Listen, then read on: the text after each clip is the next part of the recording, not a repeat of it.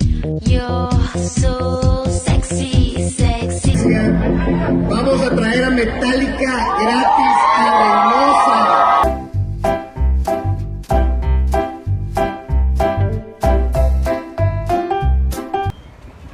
Yo soy Carlos Mayorga.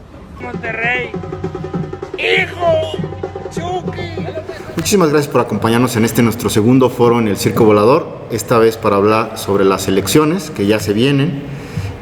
Por eso invité a amigos de distintas carreras, de distintos estratos, para que platiquemos en un tono casual de cómo están viviendo las elecciones de manera local en sus comunidades y pues para ver también el panorama del país, porque estas elecciones pues definen muchas cosas. Es el año de la pandemia, es el año también en donde Morena pues está a punto de reforzar a lo mejor la fuerza que adquirió a partir de haberse quedado en la presidencia. Bueno, pues para saber cómo lo ven, si ese partido sigue siendo una opción, si se está desvirtuando como ha ocurrido con otros partidos a lo largo de la historia, etcétera. Entonces, bueno, pues primero que nada quiero conocer un poquito de ustedes, si son afines a algún partido y cómo están viviendo las elecciones en su comunidad. Si quieres, comenzamos por acá. Ana, cuéntanos un poquito. Muchas gracias, Pablo. Primero que nada, pues muchas gracias por invitarme al foro. Yo soy Ana Santaella, soy actriz, nutrióloga y actualmente, bueno, soy militante de Morena. ¿Y cómo ves esta cuestión del partido? ¿Te sientes todavía tú que tiene toda la fuerza y la legitimidad que había adquirido con la llegada de López Obrador a la presidencia? Creo que sí sigue teniendo mucha fuerza, incluso en el caso específico de López Obrador, ¿cómo llamarlo? La aceptación de la gente ha ido en aumento, ¿no? A lo largo de todo el tiempo que ha estado él gobernando, porque la gente pues se va dando cuenta de las cosas que ha ido haciendo. Entonces creo que sí, la aceptación, hay todavía bastante aceptación. Sin embargo, creo que hay casos específicos, ¿no? Hay ciertos lugares en donde tal vez no se hicieron las cosas tan bien o no se lograron hacer tantas cosas y ahí es donde yo veo que tambalean las cosas, ¿no? Como que hay ciertos lugares donde la gente está dudando en Morena y creo que nosotros, lo digo yo como militante, tenemos que hacer ese trabajo de hacer que otra vez la gente nos tenga la confianza, ¿no? Claro, sí, y yo agregaría ahí el cuidado en pues todo esto de los chapulines que se meten al partido, mucha gente que está por Morena y que antes pertenecía al PRI. Bueno, pero vamos a dejarla ahí y ahorita vamos a hablar, ¿no? De más a profundidad de qué es lo que está pasando con ese partido. Jorge. Pues yo me llamo Jorge Merlo, actualmente estoy realizando mi doctorado en Historia por la UNAM. Soy profesor también en la Escuela Nacional de Antropología e Historia. Bueno, lo que respecta, yo vivo en Nezahualcóyotl y lo que respecta a lo que está sucediendo allá, pues es muy peculiar porque queda en evidencia que se trata más bien como de un concurso de popularidad, ¿no? Yo no conozco ni una sola propuesta evidente a través de los spots o a través de la publicidad que empiezan a pegar por todos lados, donde hable de manera clara qué es lo que se está postulando. Pienso mucho en Juan Cepeda, que ahora está por parte de Movimiento Ciudadano, y literal lo único que pasa es que por la colonia pasan también Morena, también pasan con batucadas, te regalan las clásicas cosas de la tradición priista, ¿no? Que te dan tu mandil, te dan tu gorra, y ya, ¿no? Y pegan pósters por todos lados, naranjas con una Z gigantesca, pero de ahí en fuera no hay como ninguna propuesta de base, no se está difundiendo nada de este tipo de cosas, ¿no? Entonces prácticamente parecería que la dinámica es votar por el que resulte más interesante o a veces con toda la serie de problemas que hay detrás en la política mexicana, por el que resulte menos peor, ¿no? El clásico del menos peor, y que creo que algo así está sucediendo, por ejemplo, en Nuevo León, ¿no? Que prácticamente parecería que quien hace la torpeza menor es el que va ganando y el que está haciendo la torpeza menor pues al final es el más torpe, ¿no? Finalmente, que es este personaje de Samuel García que es verdaderamente bufonesco, ¿no? Que además que ha cometido como tantas tropelías, ¿no? Alrededor de su corta carrera, que, o sea, desde insinuaciones super machistas, ¿no? Hasta declaraciones, o llevarles croquetas a los niños, Sí, ¿no? a los niños. O sea, cosas que dices, de verdad un gobernador no puede tener ese tipo de acciones, ¿no? O sea, estamos hablando de gente que no piensa, ¿no? Y que sin embargo es el que va a la cabeza. Y bueno, ahora que tocan el tema de Samuel García, además este último video que sacó en donde está Jonás de Plastilina Mosh cantando al lado de él, está el de Genitalica, ¿no? Que hasta hay un meme que dice que al parecer el reggaetón resultó ser más revolucionario que el rock, y ponen esta foto en donde está el cantante de Genitalica, y bueno, otras figuras públicas, y que es un poco desalentador pensar en cómo pues la sociedad, cada vez que hay elecciones, sin importar quién sea, pues se vende, y al parecer pues todos tenemos que olvidar, por ejemplo, el próximo año, pues que Jonás fue parte de esa campaña, ¿no? Como que nos da el permiso a todos de decir, bueno, pues es que durante las elecciones nosotros tenemos derecho a sacar un dinerito y eso no nos compromete moralmente, ¿no? No sé cómo lo vean. Bueno, ¿por qué no pasamos para que nos cuentes un poquito? Hola, yo soy Paulina Vargas, soy maestra en estudios latinoamericanos y actualmente soy profesora de historia en medio superior. Yo lo que noto de manera general en términos de las campañas en México es que no podemos aislarlas a solo lo local o lo estatal. Forman parte de una situación estructural en toda América Latina, ¿no? Y es que se está agotando el modelo económico que vino a salvar de la crisis de los 80, ¿no? El neoliberalismo y todo lo que tiene que ver con el consenso de Washington, de pronto se queda o ya dio de sí, ¿no?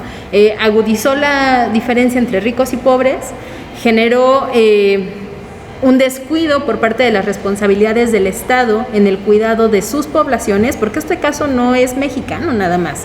O sea, lo vemos repetido una y otra vez, y la fuerza o la lucha que ocurre entre las diferentes clases sociales es o más ríspida o más light según el país en el que lo estemos viendo, ¿no? Pienso, por ejemplo, ahorita el caso de Perú, que están atravesando situaciones similares, ¿no? Con Keiko, allá en Colombia, que allí es la gente en un movimiento social demasiado increíble, ¿no? O sea, triste por las vidas perdidas, pero es increíble porque es el pueblo volcándose a las calles, recuperando su soberanía de ese pacto social, ¿no?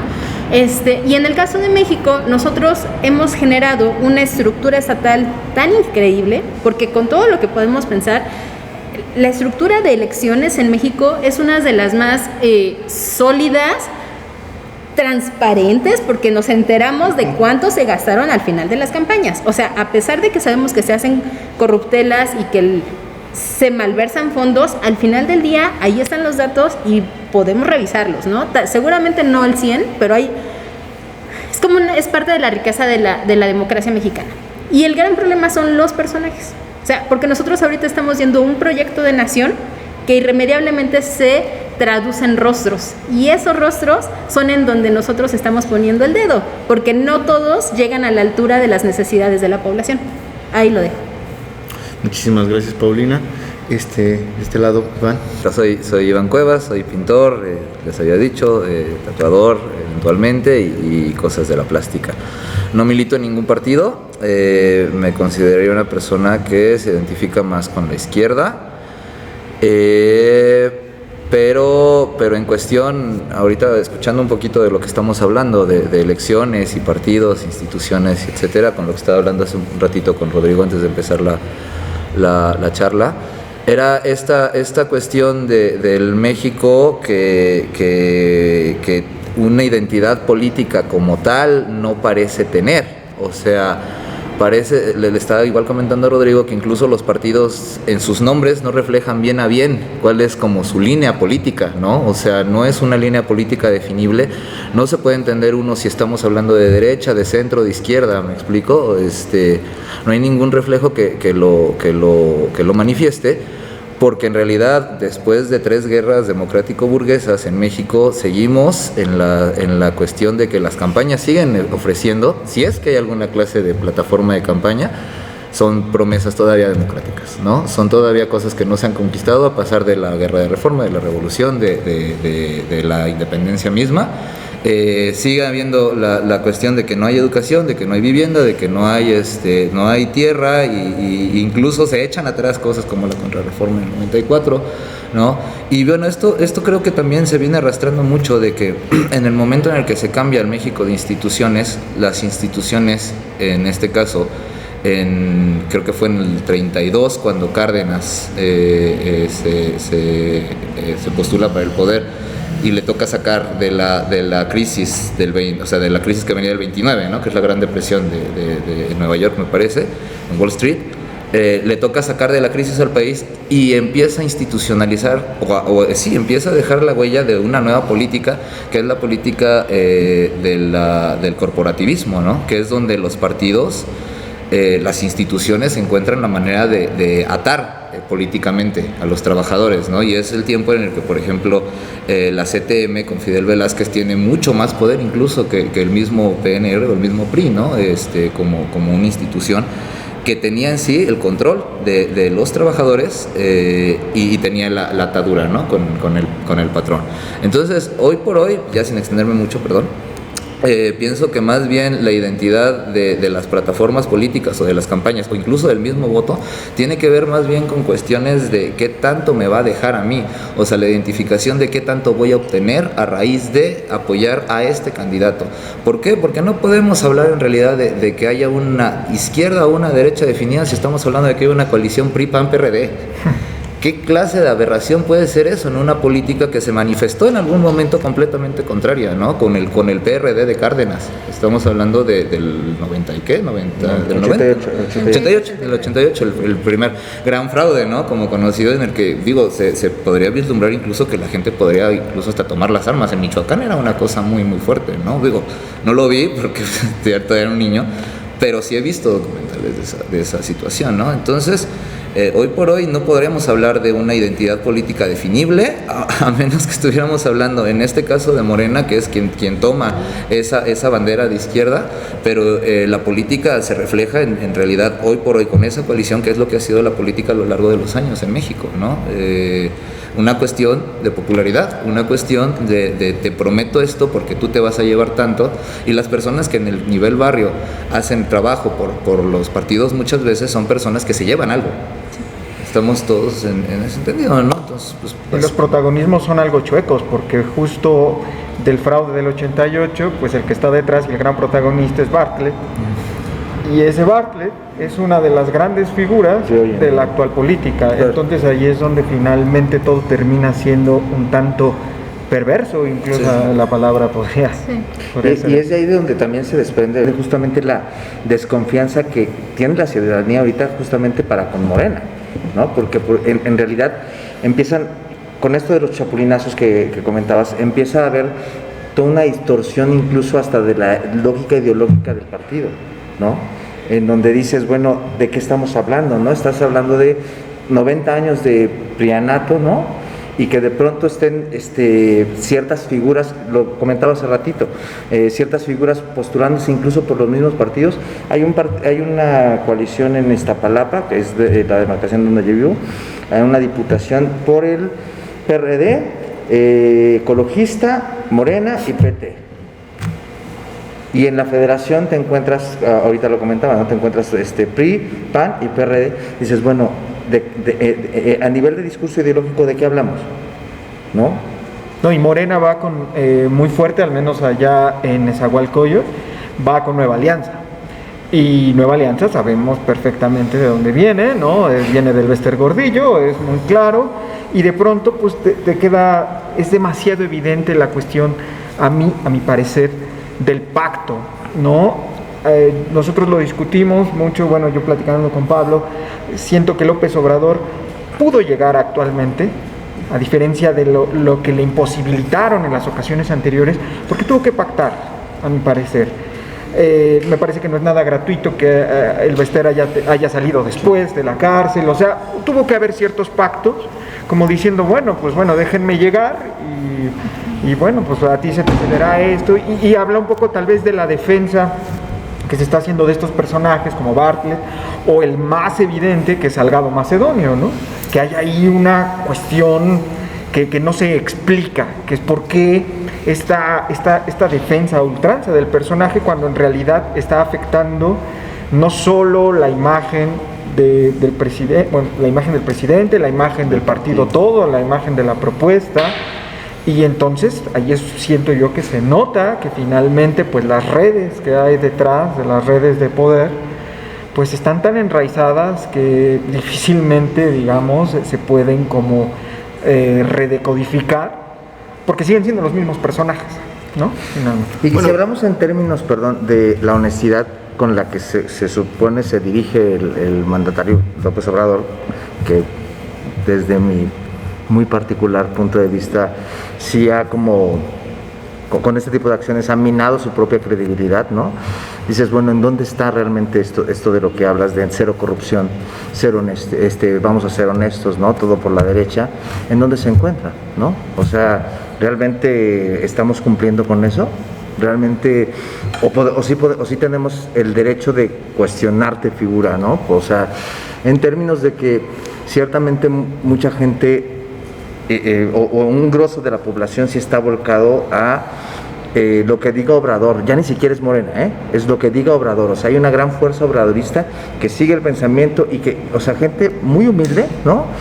Muy poco preparada. Había un caso muy reciente, un viejito que veía las mañaneras en el internet, no sé qué, le regalaron su televisión y es lo único que ve el señor, las mañaneras, ¿no? O sea, sí se logró un avance en términos de participación política con la ciudadanía en esta cuarta T, eso es muy claro.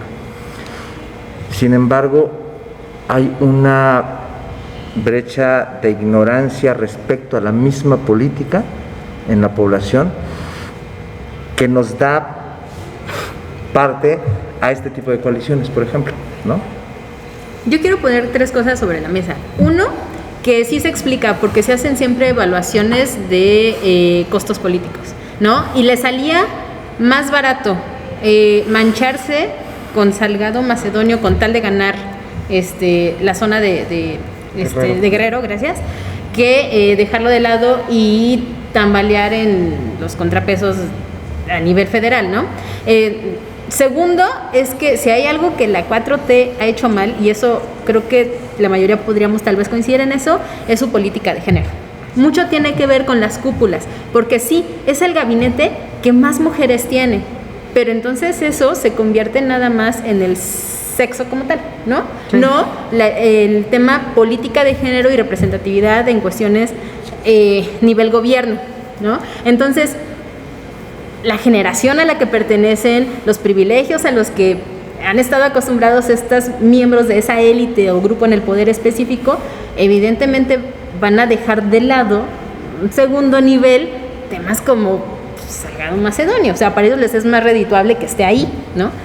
Y tercero, y es uno de los grandes logros de la 4T también, y es esta conexión con las masas, ¿no?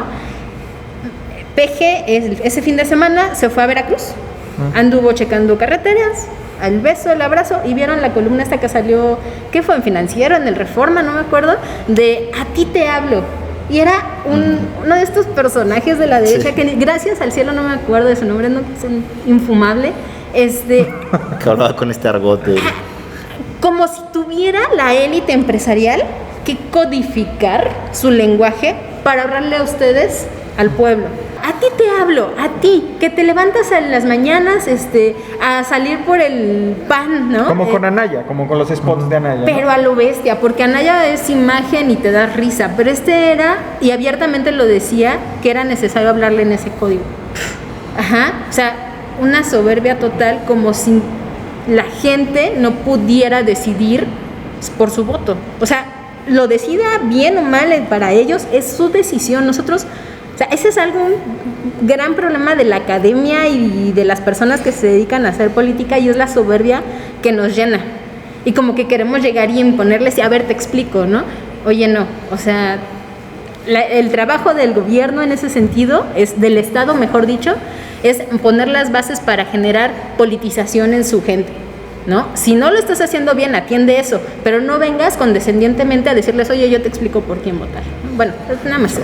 Sí, y justo eso que menciona Paulina me parece muy importante porque creo que define muy bien qué es lo que pasó en el 2018, qué es lo que pasó con Obrador, porque estábamos hablando de un personaje que, aunque como dice Jorge, a lo mejor dentro del gabinete hay ciertos personajes que se van repitiendo, se van cambiando el poder, pero había una inmensa diferencia entre lo que proponía un tabasqueño de lucha social de más de 20 años que fue a la UNAM a tener que votar, por ejemplo, por Anaya.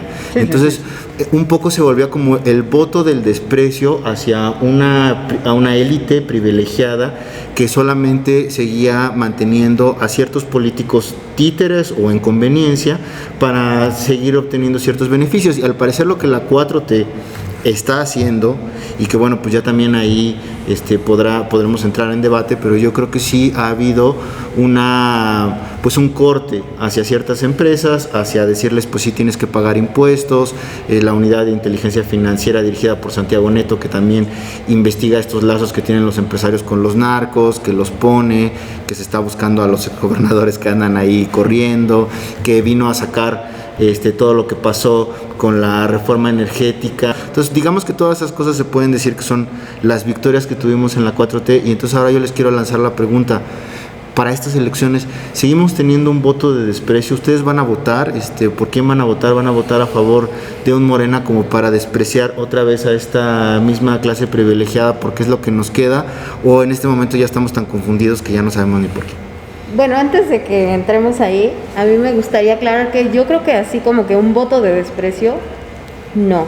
Tal vez un cierto sector sí tuvo ese cierto voto de desprecio, pero muchos realmente somos gente que hemos estado con Andrés Manuel desde hace muchísimos años, ¿no? Entonces, ha sido un movimiento que se fue construyendo a lo largo del tiempo y que ya era bastante grande, y al que se le suma este voto, como dices, ¿no? A lo mejor esta gente que estaba como que no sabía por quién votar y se le suma, pero no considero que todos los votos del 2018 hayan sido así. Sí, porque yo también considero, o sea, yo soy López Obradorista y quien me conoce lo ha visto en mis redes sociales. Yo defiendo a López Obrador a capa y espada, pero ¿qué tanto esto se traduce hacia lo que mencionaba Iván, hacia el partido local, el que mencionaba Jorge también, hacia lo inmediato, en donde pareciera que Morena en sus candidatos ni son a veces de Morena, porque pues vienen y provienen de otros partidos, y que buscan bajo promesas democráticas de lo que sea, de calles, de vivienda, que a veces ni cumplen como siempre, obtener tu voto inmediato para unas condiciones locales. Y entonces ahí es donde yo pregunto, cuando hacemos ese voto, ¿estamos ayudando a un personaje en el que sí creemos que podría ser López Obrador, o nada más le estamos regalando otra vez la opción a una persona a que viva del erario durante 6 años y a unas nuevas mafias que se van renovando ahí? Esa es la pregunta. Yo el problema que veo mayor tiene que ver con las alianzas que se están haciendo, ¿no?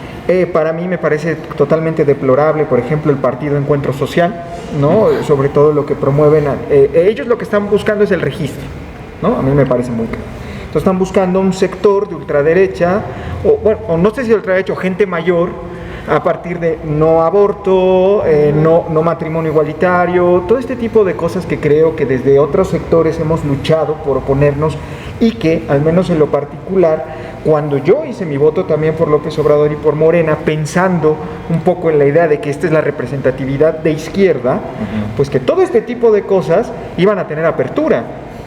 Yo sinceramente, y ahí sí siento como un engaño, yo pensé que Obrador, cuando hablaba con metáforas bíblicas y cuando hacía todas las cosas como muy moralinas, a mi parecer, yo pensé que era una estrategia de campaña.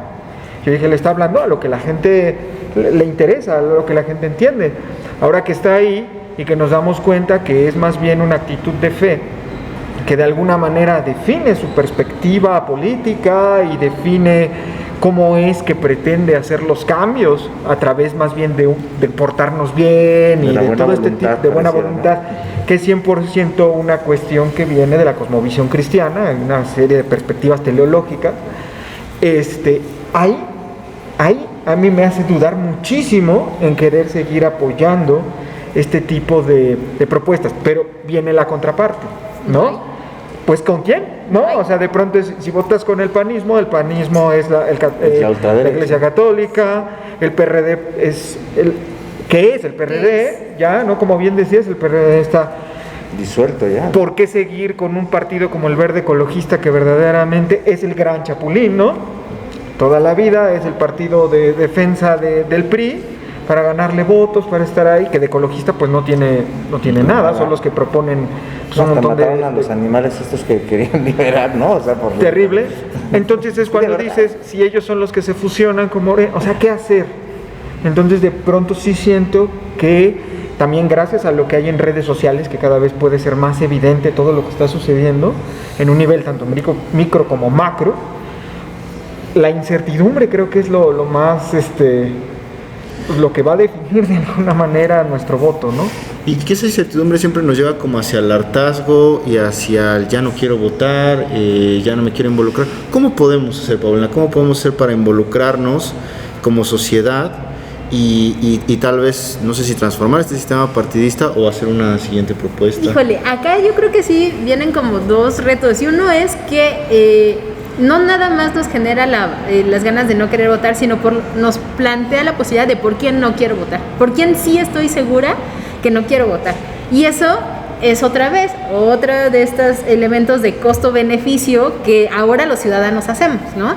Y la otra es un proceso más largo, porque tiene que ver forzosamente con esta responsabilidad ideológica del Estado, que es la educación.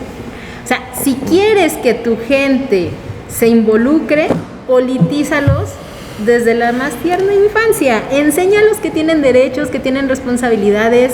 O sea, la educación se vuelve un cimiento total, pero es otro gran riesgo, porque puesto que lo tiene como responsabilidad del Estado, es el Estado quien define cómo se educa a su gente. Y ahí tenemos un gran retraso, o sea, estamos hablando solamente de educación política, sino también de educación estructural, ¿no? Lo básico, leer y matemáticas. Hay niños que en este momento que salen de la primaria, que salen de sexto grado y no se saben ni el himno nacional, así, literal, no saben multiplicar. Y bueno, y los que ya estamos aquí, Iván, ¿qué es lo que podemos hacer?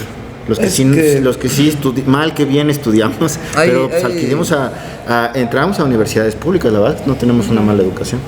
Aquí yo creo que hay un problema como muy... Bueno, hay muchos, pero bueno, en la noción de lo que vengo escuchando, ¿no? O sea, por principio de cuentas, a mí me gustaría como opinar al respecto esto de... Yo creo que sí hay que tener una diferencia muy grande entre el partido Morena como partido y entre la figura de López Obrador, me parece, porque hasta donde yo entiendo, el partido de Morena se arma en torno, o sea, es un montón de gente que está en torno a la figura de López Obrador, ¿no? Es ahí donde yo empiezo a notar un poco de ¿Por qué? Porque estábamos hablando hace rato del México de las instituciones, que precisamente se crea para eliminar el México de caudillos. Estamos de acuerdo todos con eso, ¿no? Y entonces empiezo a ver un partido que, más allá de tener identidad de partido, tiene identidad de un personaje. ¿Me explico? Entonces, en esta cuestión sí es como muy complicado empezar a pedir a la gente que se agrupa en torno al partido Morena que tenga esa diferenciación y que pues tome una acción concreta y tangible al respecto. ¿Por qué? Porque les decía hace rato, creo que hay políticas distintas en México, o sea, hay una misma política y hay hechos, ¿no?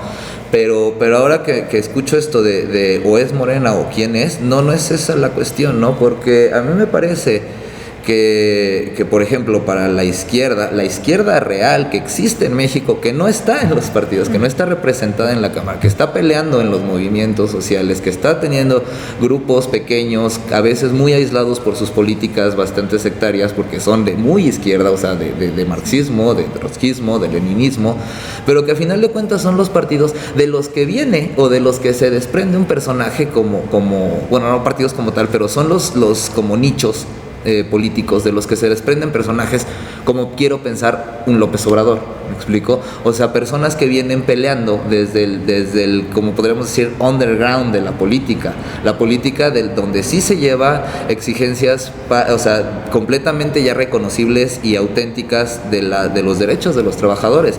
Ahora, por el otro lado, una cosa que sí es muy de ver en la cuestión de la carrera de López Obrador rumbo a la presidencia, por ejemplo, no recuerdo el año, pero antes de que él llegara a la presidencia, unos años antes, durante toda la gestión de Peña Nieto, me acuerdo que estuve en una como simposio de una minera canadiense, no recuerdo, donde la única charla que se dio en español fue de un analista político mexicano que iba a decirles por qué no se preocuparan por López Obrador.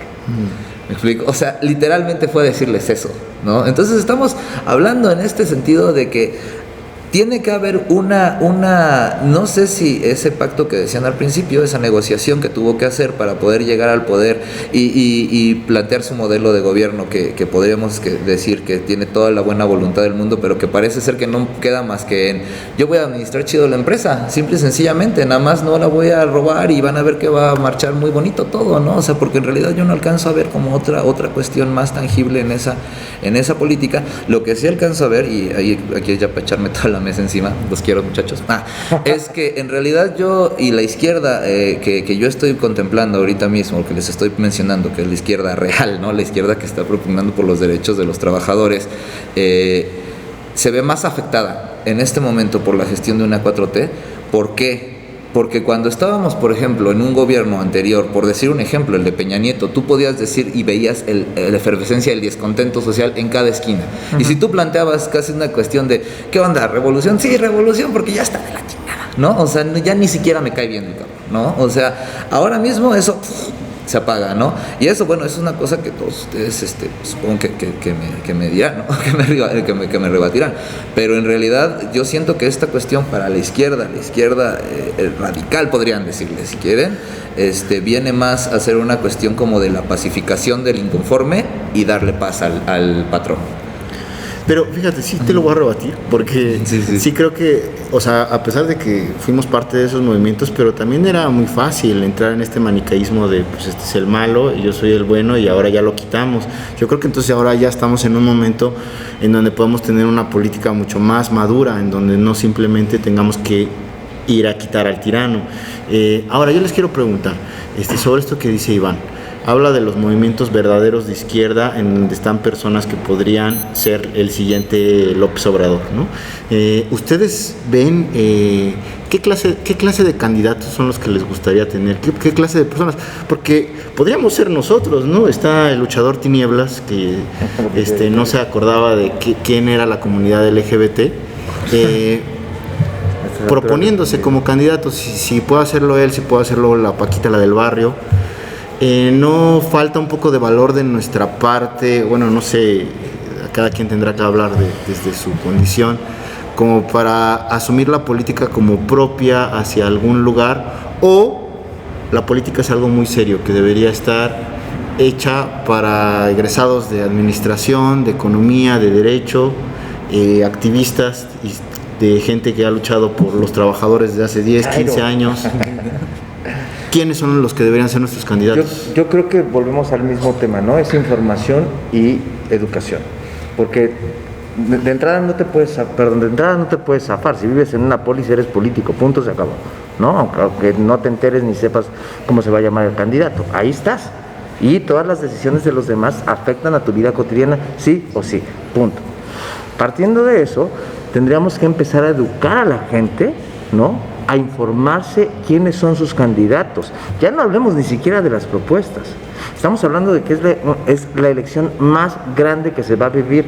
Son 19.951 candidaturas. 15 estados, perdón.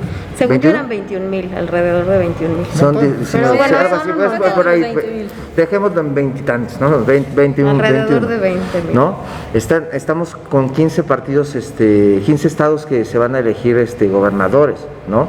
Y muchas veces la gente ni siquiera sabe quién es el candidato que va a dirigir su diputación. Así de sencillo, ¿no? Bueno, pero aunque entonces, lo supiéramos, si este candidato pues es un papanatas, es Tinieblas o Paquita la del barrio, Samuel es que García. no importa tampoco. ¿Por qué? Porque la gente va con su celular y dice, Alfredo Adame, mándame a chingar a mi madre. De ese nivel es la conciencia ciudadana. Entonces, ¿qué tenemos que hacer? No como partidos, porque ellos no lo van a hacer definitivamente, sino como sociedad común, es empezar a hablar con la gente, es empezar a informar a la gente, es empezar a decirle, oye, si sabes, platicar con el vecino y decirle, si sabes quién se está proponiendo, ya viste qué va a hacer, ¿no? Desde las cosas minias, ¿no? Y se puede, porque existe esa información, Ana, de los candidatos, porque yo no sé, la verdad, sinceramente, conozco quién se postula de Morena para mi presidencia municipal, pero no sé si es verdad lo que se dice de él, por ejemplo.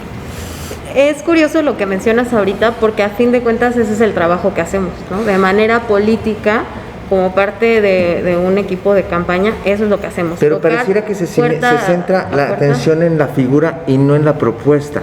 Por otro lado, eso que dices, o sea, tienen que tener propuestas, tienen que tener acciones.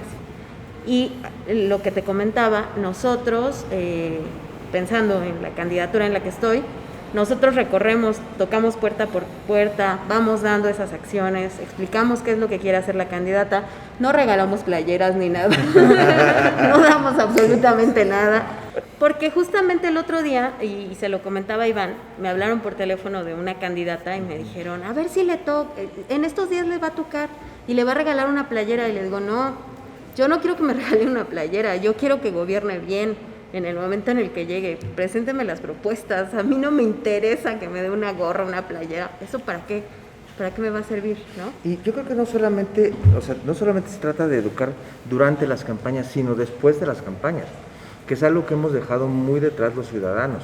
Cuando vino la elección para presidencia, la gente estaba súper participativa. Llegó la 4T y de pronto como que ya se acomodó la gente y bueno, vamos a ver qué hace la 4T. Y descuidamos un trabajo que es importantísimo como ciudadanos, estar vigilantes de los que nos gobiernan, porque al final de cuentas nosotros somos sus patrones, punto. En ese sentido, yo creo que también tenemos que tocar el tema de la rendición de cuentas y la importancia de las mañaneras, porque para empezar ya le nombramos las mañaneras, pero son conferencias del presidente todos los días, que es cierto, muchas veces evita los temas que quiere evitar y maneja los temas que quiere manejar, pero jamás en la historia habíamos tenido la posibilidad de, incluso como medios independientes, registrarte como prensa e ir a preguntarle cosas al presidente. O sea, yo personalmente estoy harta de que la gente se queje de las mañaneras, porque me parece uno de los pocos logros que estamos teniendo como población en cuestión de rendición de cuentas. Y más bien tendríamos que estar insistentes en que eso se replicara y se regulara, porque por eso luego se pelea el INE con presidencia, ¿no? Porque, oye, es veda electoral, oye, no puedes decir esto, bla, bla, bla. De acuerdo, regúlenlo, que por eso siempre el hecho político va antes que el hecho jurídico, ¿no? Pero, entonces, población, nosotros, que era lo que tú preguntabas, de bueno, ya no nada más eduquen, sino nosotros qué podemos hacer, es justo eso, estar en la rendición de cuentas. Y por eso son tan importantes las elecciones intermedias, porque esa es una de las pocas formas que tienes de castigar a los que no hicieron bien su chamba. La bronca es que no tenemos opciones para votar y castigar a los que no hicieron bien su chamba. Entonces, tenemos un panorama difícil, pero el esquema de gobierno y el plan de gobierno no nos va a llevar al socialismo, no nos va a llevar a un programa político diferente, tan solo está intentando recuperar parte de lo que se perdió con las políticas neoliberales, ¿no? Del consenso de Washington. Lo cual, con la tecnología que existe y, por ejemplo, ahora la posibilidad de que se fiscalice todo desde el SAT, te va dando ciertas herramientas a que ya no lleguemos a los excesos de robos como los sexenios pasados o lo que se hacía abiertamente en el priismo de los 70, después del desarrollo, el de Echeverría y José López Portillo, ¿no? De esos estoy hablando. Entonces, ya, está ahí. Y eso es algo bien importante, eso que estás mencionando, ¿no?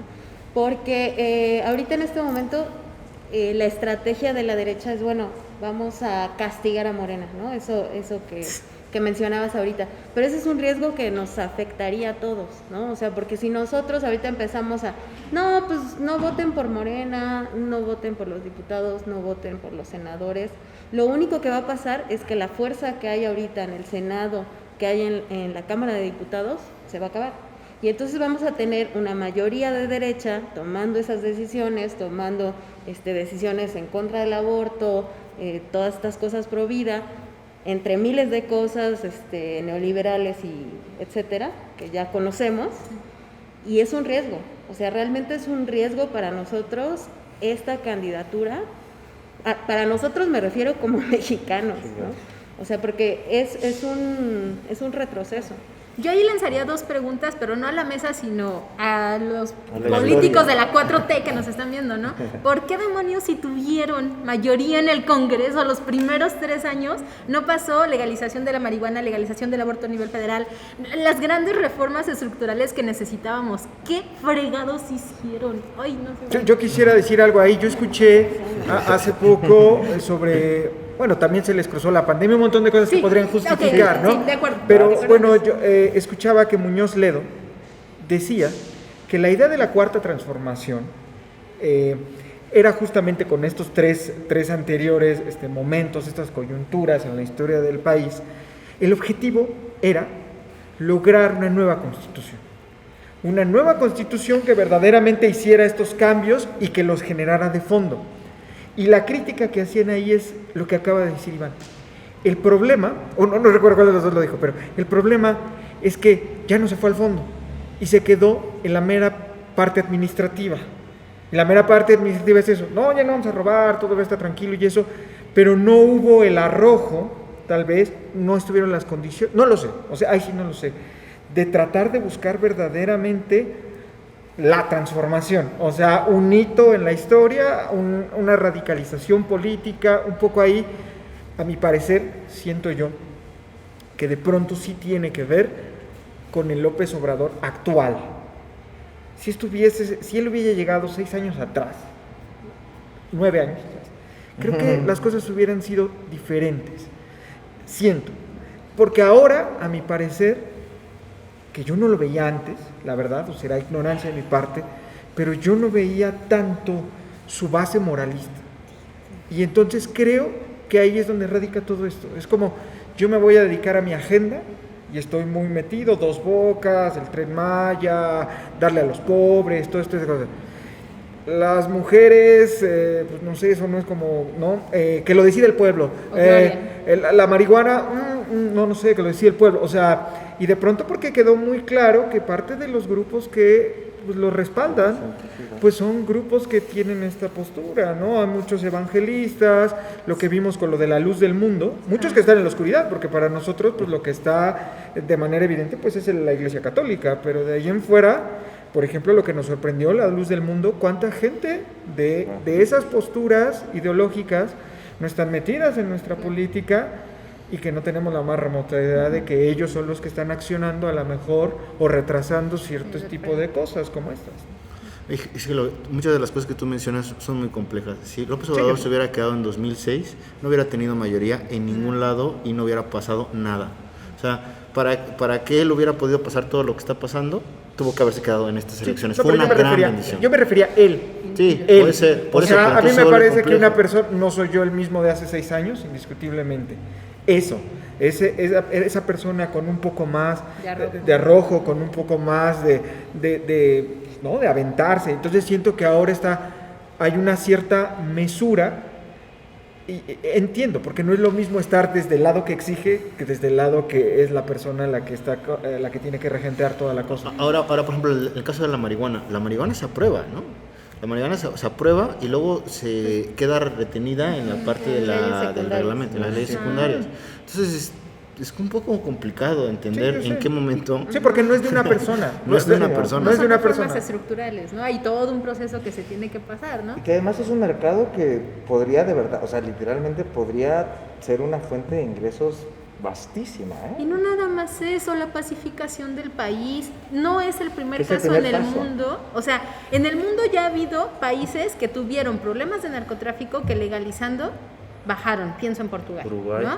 Bueno, por ejemplo, también. Entonces, ¿por qué, si estamos en un mundo global, nuestros políticos tienen la mirada tan corta, ¿no? Pero- ¿Y por qué no aprendemos de los otros? Pero de Porque nuevo hay va una hacia base moralina. hacia los No. energéticos. De nuevo. Toda la Unión Europea está apostando para 2030 reducir absolutamente todo lo que tenga que ver con cuestiones de energías de combustión y energías sucias. 2030 ya está en el acuerdo y un montón van optando hacia allá. Y de pronto acá comprendo Compramos que la es de nuevo, pues, refinería, cuál ¿no? es lo que comprar una refinería, hacer este tipo de cosas. A mí no me queda muy claro, ahí sí no soy especialista, no sé por qué, o sea, no sé por qué seguir como detrás de todo ello. Entonces, pues no sé, me parece que ahí sí debería de haber un poco tal vez de apertura a propuestas o algo diferente y no la denostación binaria que de pronto eso sí creo que ha afectado muchísimo a nivel del discurso de conservadores, los fifís, o sea, porque todo aquello que no ingresa, porque resulta que incluso las mujeres cuando se manifestaron terminaron siendo en el discurso conservadoras, opuestas al gobierno, de pronto se lanzaron este tipo de cosas. Pero Bueno, también no hay es que que tener sean- cuidado, porque si no Claro. niegas la lucha de clases. No, yo no lo niego, yo no lo niego. Estás negando la No, lucha yo no de lo clases. niego, digo, no, todo lo contrario, lo que digo es que desgraciadamente Claro. se les encasilló ahí cuando sabemos y nos queda muy claro que todos estos movimientos feministas, en este caso estos movimientos anarcofeministas o de feminismo radical, están totalmente fuera de lo que se podría considerar como una perspectiva conservadora o que se esté oponiendo o sea, deben de rectificar. Muy bien, pues muchísimas gracias. Lamentablemente el tiempo que teníamos previsto Ay, no, ya llegó a la perdón. hora. Me gustaría que todos me dieran una conclusión de qué es lo que van a hacer estas elecciones. ¿Piensan votar, no votar, accionarse de alguna manera? ¿Cuál es su perspectiva de plan de vida con respecto a la política nacional? Yo me voy a cortar las venas. No, definitivamente hay que votar. O sea, hay que enterarse de las propuestas, hay que saber quiénes son los candidatos y ese sí es no solamente un derecho, sino una obligación ciudadana que tendría que estar presente y hay que votar. O sea, al final de cuentas, pues en este momento sí estamos por los que menos hagan daño, ¿no? Ok, Iván. Bueno, sí, no sé. Es que miren, la verdad, yo con muchas cosas que a mí se me quedan, ¿no? Pero bueno, al final de cuentas yo podría cerrar con una cuestión que me saltan mucho, ¿no? Pareciera que hablamos de modelo económico y de política como si fueran cosas separadas. Y creo que muchos de los problemas que tenemos es por el sistema de producción o primordialmente y por el sistema de producción y modelo económico que impera. La cuestión entonces aquí cuando escuché yo es que no hay opciones, o sea, de los partidos de la democracia burguesa en la que vivimos, porque eso es una democracia burguesa, de esos partidos sí no las hay. No las hay porque precisamente eso que estaban ustedes mencionando en cuestión de la educación jamás va a venir por parte de un Estado que pretende tener ese tipo de democracia, ¿no? Entonces yo decía esta cuestión y perdón si fue como peyorativo en cuestión de verdadera izquierda, no es como tratar de denostar otras manifestaciones de la misma, sino en la cuestión de que hubiera una representatividad de los trabajadores, una representatividad obrera, una representatividad del pueblo por la que se tuviera, o sea, una vanguardia trabajadora, una vanguardia de trabajadores que pudiera propugnar por sus propios derechos, que sería la mayoría de la población de México, ¿no? Estamos hablando de que lo que se necesita es la opción, en todo caso. Y entonces, ¿cómo podríamos hacer eso? O sea, más allá de solo informarnos sobre los personajes que están jugando el juego, aparte informar a las personas cómo es que están jugando el juego y cómo es que ese juego puede jugarse de otros modos, cómo es que nosotros podemos tener una representatividad si nos movemos, porque al final de cuentas movemos al mundo, ¿no? Al final de cuentas nosotros podemos, decías tú, ¿no? Si no va a ser social, no va a convertir a México al socialismo. Eso es lo que a mí me preocupa de López Obrador. Eso es lo que a mí, o sea, que yo diría, lo que necesitaríamos sería socializar la economía. Sería de verdad hacer un viraje al socialismo, que no es más que una fase de transición al comunismo, que no es más que una fase de estado de defensa ante los 80 millones que están contra 20, ¿no? Esa es la que a mí me queda, ¿no? O sea, me quedaré en la cuestión de que ese es el trabajo que tendríamos que hacer. Sí, ok, también en estas elecciones habrá que hacer lo que cada quien considere pertinente en su cuestión inmediata, pero yo me quedaría con eso, Muy bien. básicamente. Información, transición al comunismo Y aprender de los ejemplos Más o de menos. otras democracias de América Latina, porque sí es posible una vía democrático-burguesa hacia el socialismo. O sea, sí lo es. Y lo pienso sobre todo por los logros que tuvieron en Bolivia.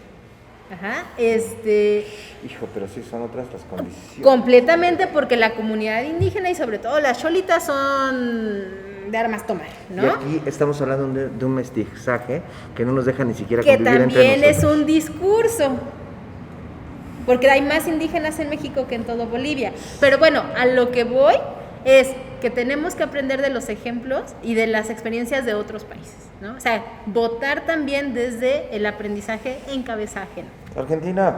Ay, bueno, Gracias, Jorge. Pues me parece que creo que sí, indiscutiblemente hay que votar. Yo estoy un poquito también como en la idea de que, pues bueno, quien resulte que menos afecte. Desde mi postura, yo no votaría jamás por alguien que esté en contra de los derechos humanos que se han estado luchando, que es defensa de todo lo que tenga que ver con Provida y todo este tipo de cosas. Yo jamás votaría por algo así. Y Bendito me parece, entonces habrá que seguir incentivando la idea de que esta no es una lucha ganada, es decir, no por el hecho de que Morena ahora tenga una mayor representatividad o porque López Obrador por fin lo haya logrado, no significa que ya por esto, de facto, de manera, sí, o sea, yo sé que se le ha criticado así, pero bueno, hay mucho de esta idea mesiánica, no es que llegue y las cosas se transformen, requiere de nosotros como actores políticos, se requiere de nosotros como críticos a todo este tipo de cosas, y yo me quedaría con eso, creo que no podemos dejar de ser críticos con absolutamente todo lo que esté sucediendo a nuestro alrededor, tanto como para un lado político como para el otro. Muchas gracias, Ana. Pues no, bueno, definitivamente yo considero que lo Que más voten- importante es que voten por todos mí. votemos, Que ¿no? voten por Y Morena. bueno, es obvio que si me preguntan por quién, evidentemente por Morena, ¿no?